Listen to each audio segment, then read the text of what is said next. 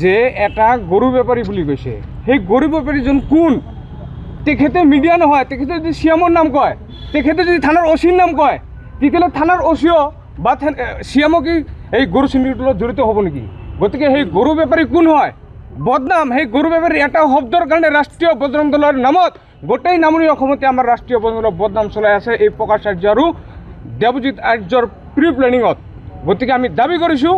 এওঁলোকৰ গৰু বেপাৰীৰ লগত কিহৰ ইমান মিতাৰলি আছিল আৰু কি কাৰণত এওঁলোকে ৰেকৰ্ডিং ভাইৰেল কৰিছে আৰু কিহৰ ৰেকৰ্ডিং এইটো সেই ৰেকৰ্ডিংটোক আমি তদন্ত বিচাৰিছোঁ প্ৰকাশনত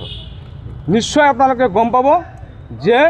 কোন চিণ্ডিকেটৰ লগত জড়িত আছে আৰু কোন চিণ্ডিকেটৰ লগত জড়িত নাই এইটো প্ৰশাসনে নিশ্চয় আমাক উত্তৰ দিব লাগিব যিয়ে জড়িত আছে তাৰ ওপৰত শাস্তি আপোনালোকে যিয়ে জড়িত আছে তাৰ ওপৰতে আমি শাস্তি বিচাৰিছোঁ আৰু শাস্তি দিব লাগিব এইটো আমাৰ ৰাষ্ট্ৰীয় বজৰং দলৰ প্ৰথম দাবী নিজৰ দলৰ হ'লেও আমাৰ নিজৰ দলৰ হ'লে আমি পোনপ্ৰথমে আমাৰ নিজৰ দলৰ যদি হয় পোনপ্ৰথমে আমি বহুত কঠোৰ আমি শাস্তি দিয়াৰ কাৰণে আমি সিদ্ধান্ত গ্ৰহণ কৰিম ধন্যবাদ